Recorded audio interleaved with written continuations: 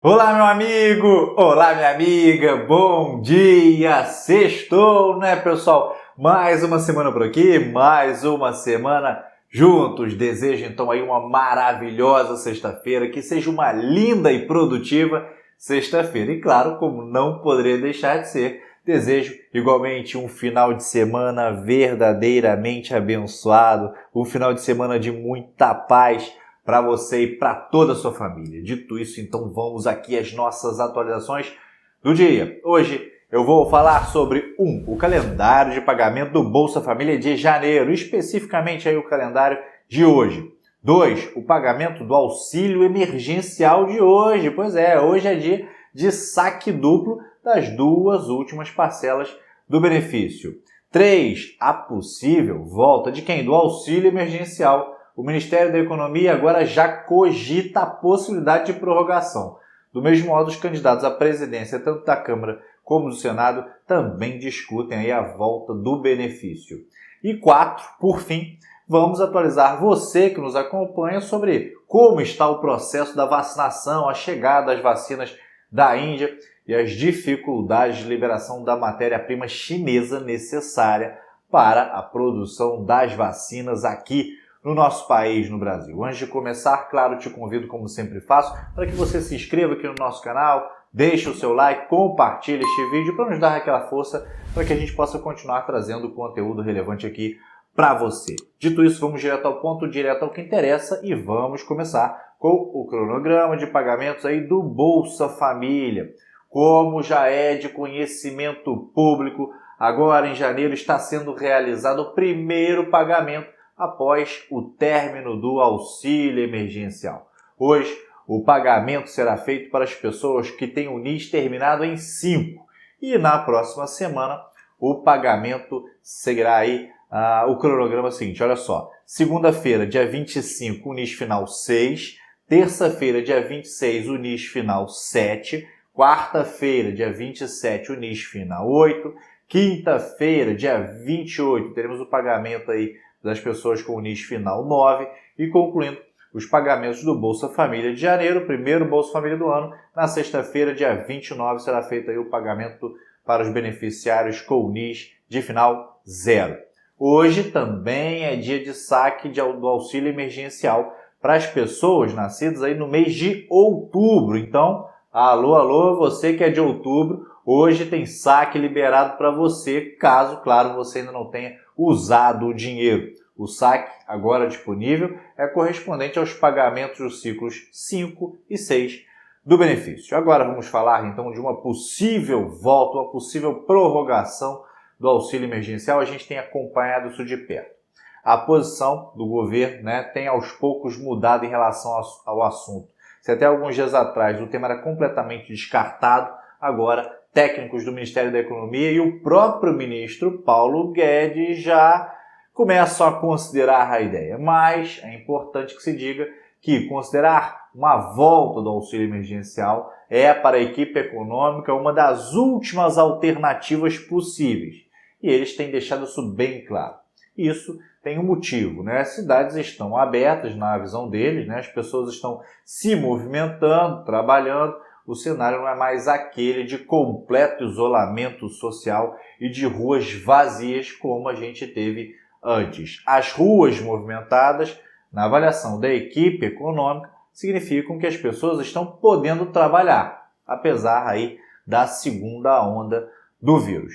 Antes de tomar qualquer medida sobre a volta do auxílio emergencial, o ministro da Economia vai tentar outros caminhos que não tenham tanto impacto fiscal. Medidas sem impacto fiscal são aquelas medidas que não geram um desalinho entre as despesas e as receitas, ou seja, não geram simplesmente novas despesas, e sim organizam as despesas para, com o mesmo dinheiro, priorizar o que é mais importante na visão do governo. Mas, Tiago, conta pra gente aí o que o ministro Paulo Guedes pensa então em fazer, Pois é, na lista estão aí a antecipação do 13º para aposentados e pensionistas, além de novas liberações do FGTS, o chamado FGTS emergencial. Outra possibilidade é a volta do bem, que é o benefício emergencial para a manutenção do emprego, que o governo criou ali para permitir a suspensão temporária ou a redução da jornada de trabalho para evitar o desemprego. O Congresso também já voltou a falar em volta aí do auxílio emergencial, em prorrogação do auxílio emergencial. O tema tem estado na agenda dos principais candidatos na disputa da presidência da Câmara dos Deputados, que ocorrerá no dia 1º de fevereiro. Tanto Baleia Rossi quanto Arthur Lira, que são os dois principais candidatos aí, já deram declarações sugerindo que o Congresso discuta essa situação e nós mostramos em vídeos anteriores aqui. A novidade é que o Senado Federal está correndo pelo mesmo caminho, né? O senador Rodrigo Pacheco, que é candidato à presidência do Senado, apoiado inclusive pelo governo federal, falou ontem sobre uma possível volta do auxílio emergencial. Pois é, abre aspas. Vivemos um momento de pandemia, de excepcionalidade e de gravidade. A situação não melhorou, muito pelo contrário, se manteve estável num momento muito ruim da vida nacional, porque a pandemia não deixou de existir. Os problemas que tivemos em 2020, continuamos a tê-los em 2021, especialmente em relação às pessoas atingidas pela desocupação, desemprego e vulnerabilidade social. É preciso encontrar um caminho para se socorrer essa camada social muito atingida pela economia. Obviamente que temos que observar o ajuste fiscal, o teto de gastos públicos, não gastar o que não se tem. Mas, por outro lado, há um estado de necessidade muito grave de pessoas que precisam de amparo do Estado.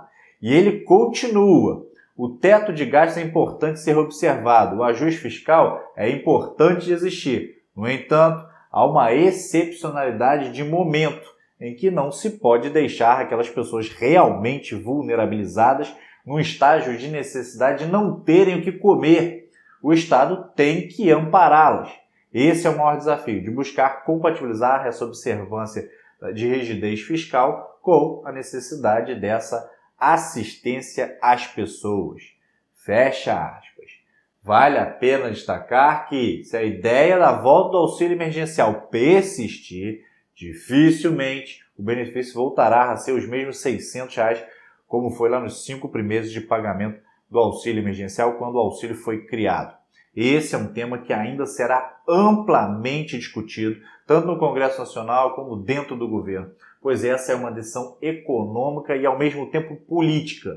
Dessa discussão sairá não apenas o valor do novo auxílio emergencial, se ele realmente for prorrogado, como também as regras de recebimento, assim como por quanto tempo os beneficiários receberão o benefício. E nós, aqui do Instituto Montanari, seguiremos acompanhando. Outro ponto importante é que tanto os membros do governo quanto os parlamentares, quando se referem a essa volta do auxílio, colocam como alternativa a ampliação do programa Bolsa Família. Inclusive, no vídeo de ontem aqui no canal, nós comentamos a declaração dada pelo ministro da Cidadania, o ministro Onyx Lorenzoni, afirmando que o novo projeto está pronto e deve ser lançado ainda em janeiro.